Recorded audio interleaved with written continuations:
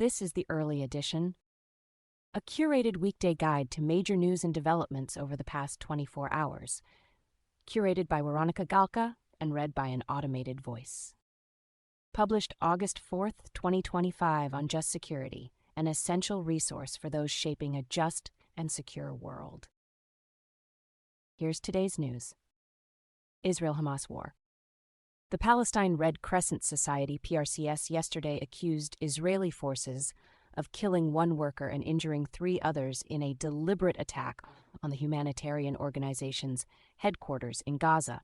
The IDF said it was reviewing the claim that a PRCS building was damaged and uninvolved individuals were harmed. Adam Durbin reports for BBC News.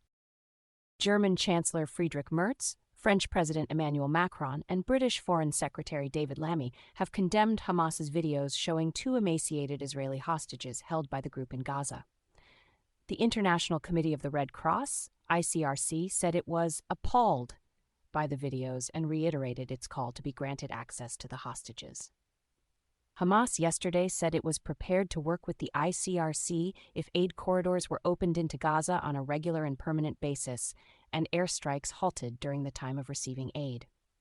Hugo Bashega and Mallory Moench report for BBC News. Nidal Al-Mughrabi reports for Reuters. A 47-truck UN convoy was wholly overrun and ransacked within 3 hours last Wednesday, with hundreds of thousands of aid seekers surging towards the entry checkpoint as Israeli troops fired rifle and artillery rounds, according to an internal UN World Food Programme mission security report seen by The Washington Post. A UN official and the security report said more than 50 people were killed and more than 600 injured during the mission. Gaza's Hamas-run health ministry has recorded at least 209 deaths among people seeking aid since last Saturday. Jerry Shee, Abby Cheeseman, Miriam Berger, and Louisa Lovelock report.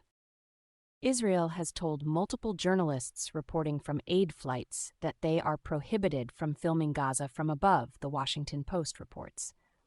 A Washington Post photojournalist who was not initially given such instructions last week captured rare, low-altitude aerial views of the scale of destruction and displacement in the territory. Sammy Westphal, Evan Hill, Joshua Yang, and Heidi Levine report. Israel-Hamas war U.S. response. The United States has disbursed an initial amount of the $30 million approved funding to the Gaza Humanitarian Foundation as of last Friday, a State Department spokesperson said. According to The Washington Post, the amount of aid funds disbursed is about 10%, or $3 million. President Trump has repeatedly claimed that the United States has contributed $60 million for food to Gaza. Karen DeYoung reports for The Washington Post. The U.S. envoy to the Middle East, Steve Witkoff, on Saturday told families of hostages held by Hamas that he was working collectively with the Israeli government to create a plan that would effectively end the war in Gaza. Witkoff also said that Hamas was prepared to disarm in order to end the war. In response to Witkoff's remarks, Hamas said that it would not relinquish armed assistance unless an independent, fully sovereign Palestinian state with Jerusalem as its capital was established. Emily Rose reports for Reuters. Victims and relatives of people killed or injured in Hamas and Hezbollah's attacks last Thursday filed a lawsuit attempting to hold the UN Aid Agency for Palestinians, UNRWA, responsible for some measure of the 2 groups' violent acts. A similar case has been playing out since last year in federal court in Manhattan. Efrat Livni reports for The Washington Post. Russia-Ukraine war. Trump on Friday said that he had ordered 2 nuclear submarines to be repositioned just in case in response to foolish and inflammatory remarks by Russia's former president, Dmitry Medvedev. With nuclear submarine movements being highly classified, it is unknown whether the submarines were in fact repositioned. David E. Sanger reports for The New York Times. The United States and NATO are working on a novel approach to supply Ukraine with U.S. weapons funded by NATO countries, according to sources. A European official and the sources said that under the new system, Ukraine would prioritize the weapons it needs in tranches of roughly $500 million, and NATO allies would then negotiate among themselves who would donate or pay for items on the list, up to a total of $10 billion in arms. Graham Slattery, Mike Stone and Phil Stewart report for Reuters. Ukraine's anti-corruption bodies on Saturday announced that they had uncovered a major corruption scheme that procured military drones and signal jamming systems at inflated prices. In a social media post, Ukrainian President Volodymyr Zelensky said that there can only be zero tolerance for corruption and that a sitting Ukrainian MP and other officials had been arrested over their involvement in the scheme. Tabby Wilson reports for BBC News. Max Hunter reports for Reuters. In his first public remarks since Trump called on him to end the war in Ukraine, Russian President Vladimir Putin on Friday said that people disappointed with the lack of quick progress toward peace have inflated expectations. Russia's conditions for ending the war certainly remain the same, Putin added. Natalia Vasilyeva and Paul San report for the New York Times. Syria. The Kurdish-led Syrian Democratic Forces, SDF, yesterday said that Islamic State militants killed 5 of its members in an attack on a checkpoint in eastern Syria's Deir el-Zor on July 31st. Earlier on the weekend, Syria's defense ministry and SDF traded blame over a Saturday attack in the northern city of Manbij, with the defense ministry accusing the SDF of carrying out a rocket barrage on one of the army's outposts. Reuters reports. Armed groups have killed 1 member of Syria's internal security forces and wounded others in an attack in the Sweda region, state-run Ekbaria TV reported yesterday, citing a security source. Reuters reports. Global Affairs.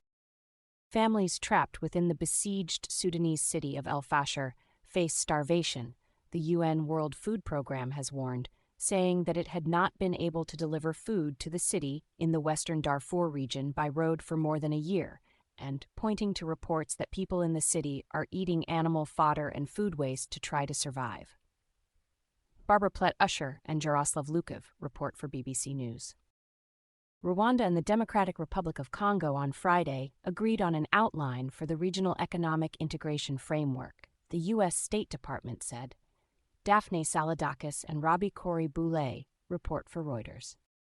The International Criminal Court on Friday ruled that the ICC's chief prosecutor, Karim Khan, should recuse himself from its investigation of alleged crimes against humanity in Venezuela, in light of his close family relationship with a member of the legal team defending the Venezuelan government.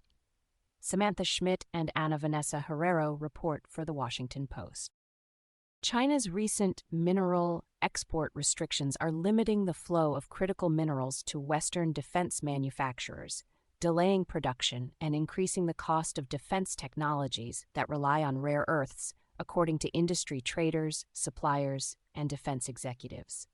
Some U.S.-based companies warn of looming production cuts if more minerals are not forthcoming. John Emont, Heather Somerville, and Alastair MacDonald report for The Wall Street Journal. Russian authorities are escalating a crackdown on workarounds that Russians have been using for access to foreign apps and banned content, with Moscow building a domestic ecosystem of easily monitored and censored Russian alternatives to Western tech products, according to statements from Russian officials and human rights and digital rights groups. Paul San reports for The New York Times. U.S. Foreign Affairs. More than 60,000 metric tons of food purchased by the U.S. government languish in warehouses in the United States and around the world, with some items expiring and facing destruction instead of being sent to famine-stricken areas, according to a May State Department memo and manufacturers who produced the food. Secretary of State Marco Rubio told lawmakers in May that no food aid would be wasted. Annie Gowan reports for The Washington Post. Indian officials on Saturday said that New Delhi had not given any direction to oil companies to stop purchasing Russian oil, despite Trump's threat to impose an unspecified penalty on New Delhi and claims of having heard that India is no longer going to be buying oil from Russia. Mujib Mashal reports for The New York Times. The Trump administration is actively discussing with Azerbaijan the possibility of bringing Azerbaijan and some other Central Asian allies into the Abraham Accords, hoping to deepen their existing ties with Israel, according to sources. Graham Slattery reports for Reuters. Iran is holding at least 4 American citizens at present two of whom were arrested by security agents in the immediate aftermath of Israel's attacks on Iran in June, according to the human rights activists news agency and the Hengao organization. Farnaz Fasihi reports for the New York Times. U.S. domestic developments. Democrats from the Texas House of Representatives yesterday left the state in a last resort attempt to stop Republicans from adopting an aggressively redrawn congressional map. Governor Greg Abbott declared that the walkout amounted to an abandonment or forfeiture of an elected state office, and that he would take steps to remove them from membership in the House if they do not attend a scheduled floor debate on the maps today. David Goodman and Julie Bosman report for the New York Times. In a 50-45 vote, the Senate yesterday confirmed former Fox News host Jeanine Pirro as the U.S. Attorney for Washington, D.C. Pirro's statements questioning the validity of ballot tabulations in the 2020 election have formed part of a lawsuit brought by Dominion Voting Systems against the network. Trace Carl reports for the New York Times. Trump administration actions. The Office of Special Counsel, OSC, on Saturday confirmed it is investigating Jack Smith, the former special counsel who investigated Trump for a possible violation of the Hatch Act, which prohibits federal workers from using their government jobs to engage in political activity. Senator Tom Cotton, RIR, last Wednesday called for the OSC to investigate Smith. The office traditionally investigates and addresses violations of federal rules about the civil service rather than prosecutorial decisions. Devlin Barrett reports for the New York Times. Top Homeland Security Department officials are hoping to involve the Defense Department more deeply in domestic operations, according to an internal memo authored by Defense Secretary Pete Hegseth's younger brother, Philip Hegseth, that discusses a perceived need to persuade top Pentagon officials to feel the urgency of the Homeland Defense mission. Greg Sargent reports for the New Republic. Trump on Friday announced he has directed the firing of the head of the Bureau of Labor Statistics, Commissioner Erica McIntarfer. Without offering evidence, Trump described the Bureau's most recent assessment of jobs and inflation as rigged and accused McIntarfer of manipulating the job numbers for political purposes. Labor Secretary Lori Chavez DeRemer said she supported Trump's decision and that Deputy Commissioner William Wietrowski would take over the post on an acting basis. Nick Niedziadek and Sam Sutton report for Politico. Ashley Ahn reports for the New York Times. Trump wants his own people in the Bureau of Labor Statistics to ensure that the Bureau's job estimates can be trusted. The director of the White House National Economic Council, Kevin Hassett, told NBC News yesterday. Separately, Hassett also claimed there were partisan patterns in the data. Alexandra Marquez reports. Tony Rahm reports for the New York Times. The Corporation for Public Broadcasting on Friday announced it would begin an orderly wind-down of its operations in the wake of the congressional rescission of funds appropriated to the nonprofit over the next 2 fiscal years. Aaron Pellish reports for Politico. The Trump administration has frozen more than $300 million in research funds for the University of California, Los Angeles, UCLA, over carrying out illegal affirmative action, failing to do enough to combat anti-Semitism on campus, and allowing trans women to participate in women's sports, according to letters the Energy Department, National Science Foundation, and National Institutes of Health sent to the school last week. Jonathan Wolf and Michael C. Bender report for the New York Times. Trump administration litigation. A federal appeals court on Friday authorized Trump to move forward with a component of his order instructing a broad swath of government agencies to end collective bargaining with federal unions, while a lawsuit against the effort proceeds.